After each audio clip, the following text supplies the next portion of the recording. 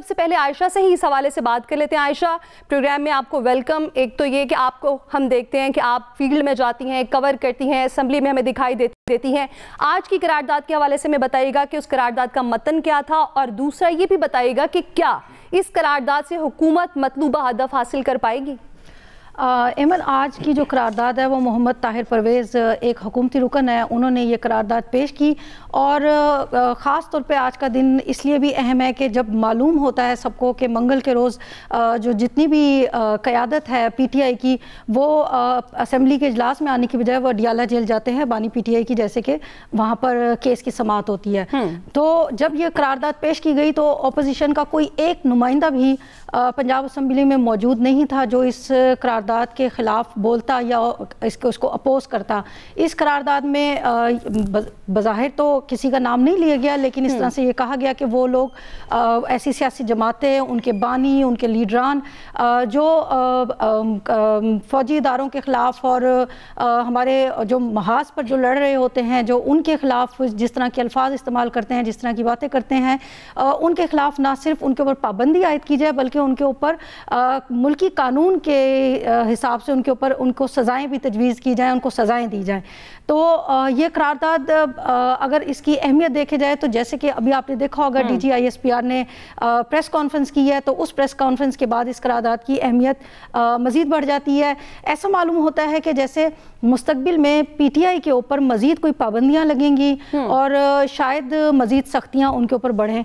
और इस पंजाब असम्बली का एक पूरा तरीक़ाकार होता है कि जब आप कोई करारदाद जमा कराते हैं तो अपोजिशन और हुकूमत की तरफ से उसमें से राय ली जाती है कि इसको मंजूर करना है या नहीं करना, और जब बात लंबी हो जाती है तो फिर उसके ऊपर वोटिंग कराई जाती है। लेकिन चूंकि अपोजिशन की तरफ से कोई मौजूद ही नहीं था जो इसको अपोज कर सकता, तो ये यूँ समझे बड़े हैप्पीली एक मुत्तफ़िका तौर पर यह करारदाद मंजूर हो गई। और देखें अब मुस्तकबिल में क्या होता है। सही, मुस्तकबिल में क्या होता है इस हवाले से तो देखा जाएगा। आयशा, यकीनी तौर पर आपने बताया कि इस करारदाद की अहमियत बढ़ गई है प्रेस कॉन्फ्रेंस के बाद, लेकिन आप हमें कुछ डिटेल में बताइएगा इसका मतन क्या है, इसमें वजाहत क्या की गई है, क्या क्या बयान किया गया है।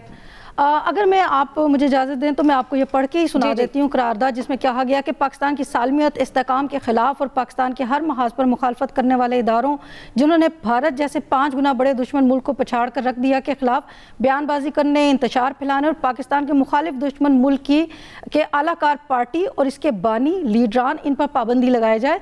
नीज़ जो लीडरान जिनका ताल्लुक किसी भी सियासी या गैर सियासी जमात से है, उनके ख़िलाफ़ मुल्की कानून के मुताबिक कार्रवाई की जाए और उनको करार वाकई सज़ा दी जाए। इसमें जो एक ख़ास पॉइंट है वो पाबंदी से ज़्यादा सज़ा का भी इसमें मुतालबा किया गया है। और साथ ही ये भी कहा गया कि हम पाकिस्तान के इस्तेकाम हिफाजत के लिए काम करने वाले इदारों के नौजवानों और उनके सरबराहान को खराज तहसीन पेश करते हैं।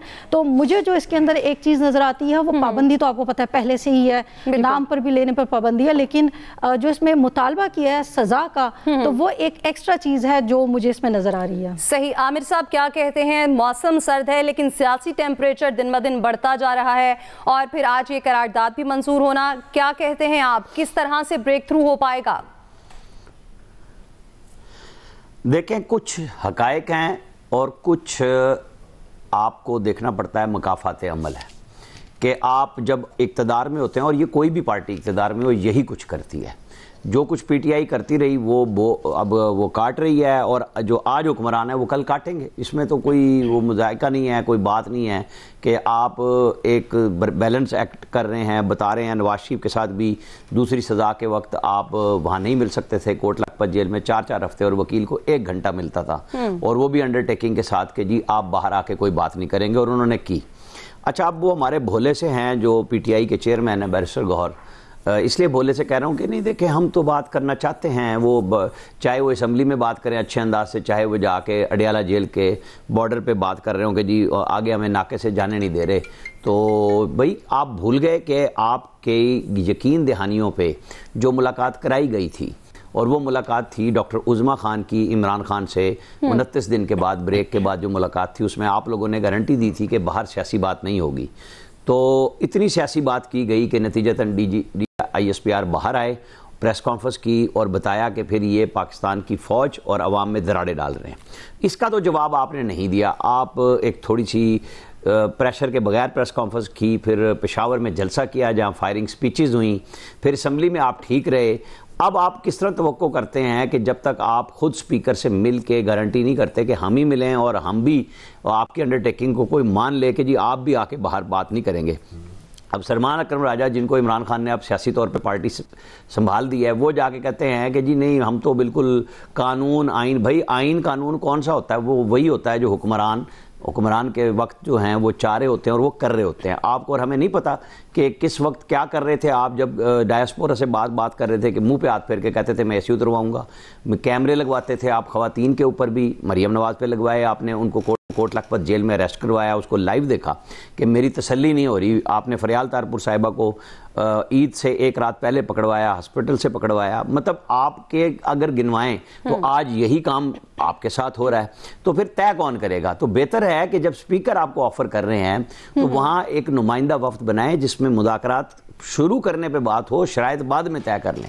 लेकिन अगर आप ये समझते हैं कि लोग भोले हैं, रियासत भोली है कि आप जाके बड़े मस्कीन सा मुंह बना के वहाँ जाके खड़े होकर कहेंगे कि अडयाला में कि हम तो बड़ी वो महादराई ख़त्म चाहते हैं, आप धमकियाँ भी लगाएं स्टेट को, तो फिर आपके साथ दोनों तरह के इकदाम होंगे। अगर आप बातचीत करेंगे तो बातचीत का रास्ता सियासतदानों ने निकालना है, फौज ने अपनी पोजीशन वाजे कर दी है। दूसरी तरफ अगर कोई बात होनी है तो आप वो जोर लगा के देख लें, 26 नवंबर एक और कर लें, कोई डेट दे लें, और फिर रियासत और आप ही सामने हैं, आमने सामने हैं, तो होश के नाखून सबको लेने चाहिए। मैं बार बार इसलिए कहता हूँ कि स्पीकर गवर्नमेंट के बिहाफ पे बात कर रहे होते हैं कि मैं रास्ता बनवाने के लिए तैयार हूँ, तो इनको वो रास्ता इख्तियार करना चाहिए कि जिसमें कम से कम सियासत बचे इनकी अपनी और इस पाकिस्तान को भी फायदा हो, क्योंकि अदरवाइज यहाँ हमने मुल्क दो लख्त करा लिया, समझ किसी को भी नहीं आई। सही।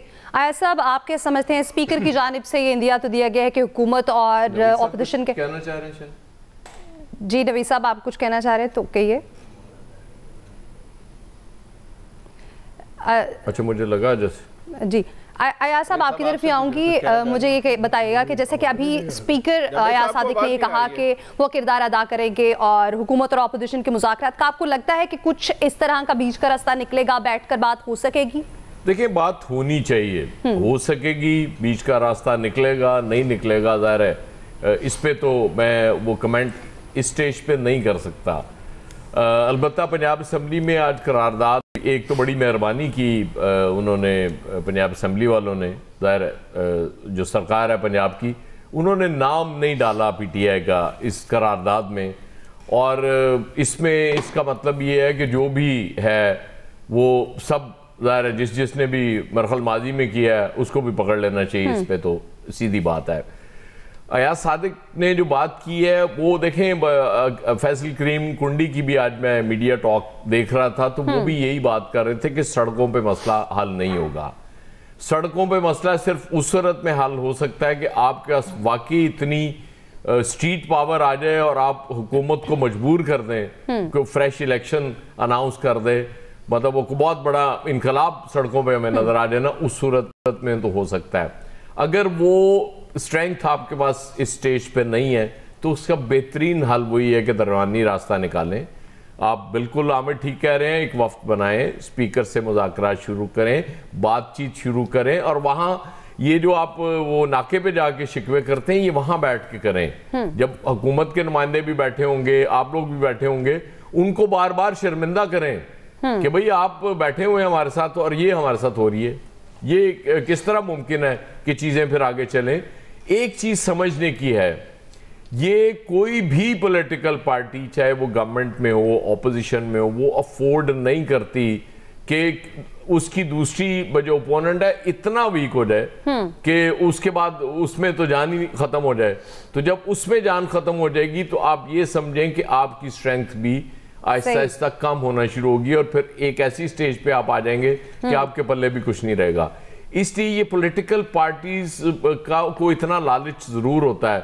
देखें, मिसाके जमहूरियत ऐसे थोड़ी किया था पीपल्स पार्टी और नून लीग ने, वो बड़ा अच्छा किया उस वक्त उन्होंने, बहरहाल उसकी खिलाफ वर्जियां शुरू कर दी। वो ज़ाहिर है पॉलिटिक्स में ये होता है कि आप आज के दोस्त हैं, कल के आप